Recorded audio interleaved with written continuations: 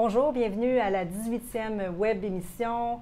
Aujourd'hui, je suis accompagnée de Philippe. Bonjour Karine. Merci. Où on répond à toutes vos questions. On a une cinquantaine de questions de répondues jusqu'à maintenant. Et aujourd'hui, on va en faire 3 autres. On va débuter sans plus tarder avec la première question qui nous vient de Roger par courriel sur le titre de Couche-Tard. Alors Philippe, Roger nous demande de 1, pourquoi qu'on conserve le titre de Couche-Tard qui a eu un rendement moins intéressant, qu'on dit famélique depuis le mois d'août 2015.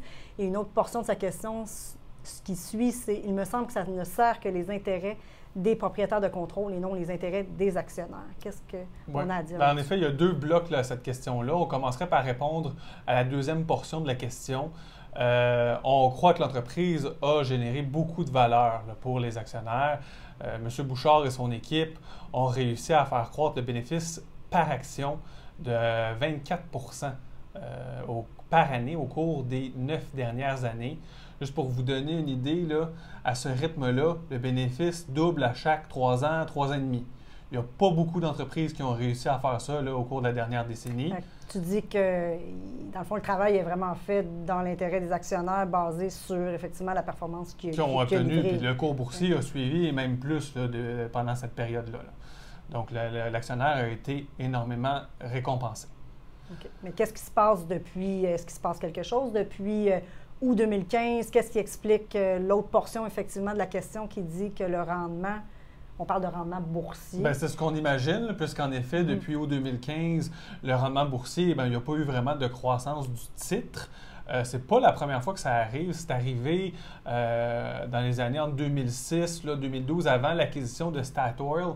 Il y a eu une période où le cours boursier n'a pas fait grand-chose et c'est souvent alimenté par le fait que, justement, les investisseurs pensent que l'entreprise sera plus en mesure là, de croître là, au même rythme là, ou à des rythmes intéressants à long terme, qu'il n'y a plus d'opportunités de croissance pour l'entreprise.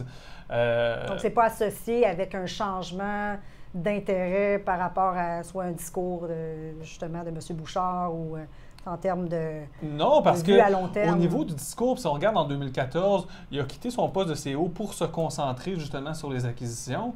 Puis en plus de ça, au niveau des commentaires qu'il fait, il montre son désir de croître. Et à ce moment-là, il n'y a rien qui nous laisse penser, même quand on regarde les états financiers, il n'y a pas d'augmentation du taux de distribution des profits sous forme de dividendes ou sous forme de rachat d'actions. Il conserve son encaisse pour la déployer dans des opportunités d'investissement qui vont être aussi rentable que ses activités existantes. Il nous a toujours démontré une belle discipline de ce côté-là. Et puis, on pense qu'il va être capable de le faire encore dans l'avenir. Donc, il n'y a pas de changement à la stratégie. On note rien, c'est ça qui nous pourrait nous faire penser le contraire. Bon, mais c'est bon. Merci, ça répond bien à la question. Merci. On a une seconde question de Luc, cette fois-ci, une question plus du volet planification financière qui demande, bon, mais mes enfants ont réussi à épargner un petit peu d'argent via la caisse scolaire. Maintenant, un coup que cet argent-là est épargné, est-ce qu'il y a des moyens de le faire fructifier convenablement? Bien, je suis contente que c'est Luc qui nous a posé la question parce qu'en tant que parent, où on a des clients qui ont effectivement des enfants dont ils veulent inculquer le souci de l'épargne. C'est ça qu'on voit avec la caisse scolaire. C'est très bon. La première étape, c'est de différer la consommation puis de leur apprendre à ne pas dépenser tous les sous qu'ils gagnent ou qu'ils reçoivent de leurs grands-parents. Et on veut, finalement, Luc demande, est-ce qu'on peut aller plus loin, les initier à faire travailler ce capital-là, parce que c'est la deuxième étape.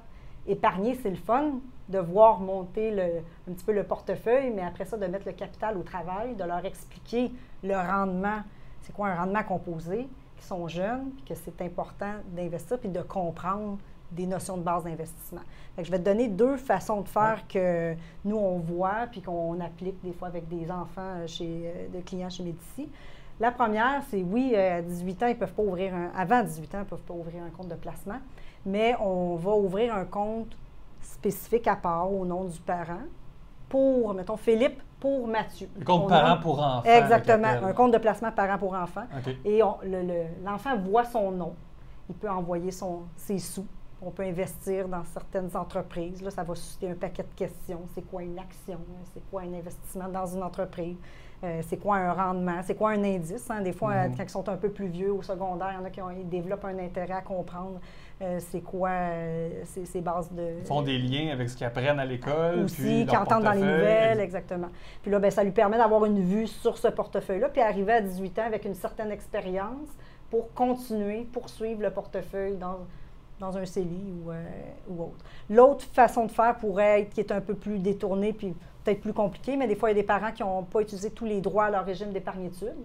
L'enfant a accumulé une certaine somme, bien, on peut s'entendre avec lui qu'une portion de son capital est investie, va chercher la subvention, lui donner une certaine ouverture à lui montrer les investissements qui sont faits dans le régime épargne-études, puis ouvrir la communication. Je pense que l'éducation sur l'investissement, il y a l'épargne, mais après, faire du rendement, c'est quelque chose qui est c'est un outil qu'on doit donner à nos enfants, puis je trouve que c'est ça, une très belle question, puis une bonne façon de commencer un peu plus tôt. Merci. Donc, troisième et dernière question nous vient de Jocelyn. Elle est assez courte, mais elle est vraiment spécifique pour le titre de Stella Jones. Donc, est-ce que c'est un titre que Médicis suit?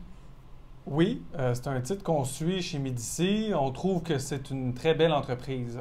L'entreprise œuvre dans 4 vecteurs d'activité. Il y en a 2 principaux qui sont les poteaux là, pour les services publics, poteaux électriques. Et le deuxième vecteur important, c'est les traverses de chemin de fer. Mais c'est les deux, dans le fond, c'est les deux principaux, principales activités de Stella Jones. Exactement. Okay. Ils vendent aussi du bois d'œuvre résidentiel, puis ils ont aussi des produits industriels là, comme des pilotis, des choses comme ça. Okay. Mais essentiellement, c'est ces 2 vecteurs-là qui sont principaux. C'est une belle entreprise parce qu'elle a réussi à se bâtir un énorme réseau de distribution en Amérique du Nord. Ce sont les plus gros, ce qui leur permet d'offrir leurs produits à leur clientèle là, à un prix très, très faible. Est-ce que, Philippe, je te coupe, là, mais est-ce qu'on suit Stella Jones? Dans le fond, c'est quoi qui nous attire dans le titre de Stella Jones? Est-ce que c'est suivi par Médicis? C'est le modèle d'affaires. L'entreprise est suivie par Médicis parce que le modèle d'affaires possède des avantages concurrentiels. Justement, leur réseau est proche de leurs clients, est proche de la ressource et c'est pas facile pour une entreprise d'avoir un si grand réseau. Et les clients, certains clients, ont des gros contrats et ont besoin de ce vaste réseau-là pour les desservir. Et est-ce que ça serait une opportunité est-ce que c'est une opportunité d'achat pour nous, actuellement? Actuellement, ce n'est pas une opportunité d'achat car on a des doutes vis-à-vis de la croissance dans les années futures. Le marché de la traverse et du poteau est très consolidé actuellement et ils peuvent moins faire valoir leur avantage de leur vaste réseau dans les 2 autres vecteurs.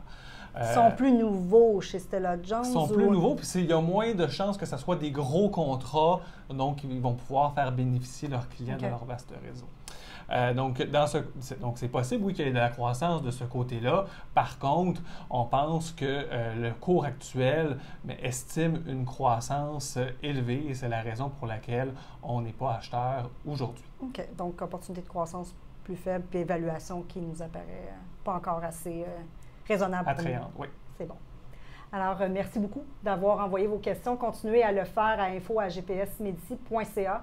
Autant sujet d'investissement que de planification financière, ça va nous faire plaisir de vous répondre. On garde les questions en banque. La question sur la caisse scolaire nous est venue il y a quelques mois, donc on peut y répondre peut-être pas tout de suite, mais on les garde toutes en banque. Merci beaucoup.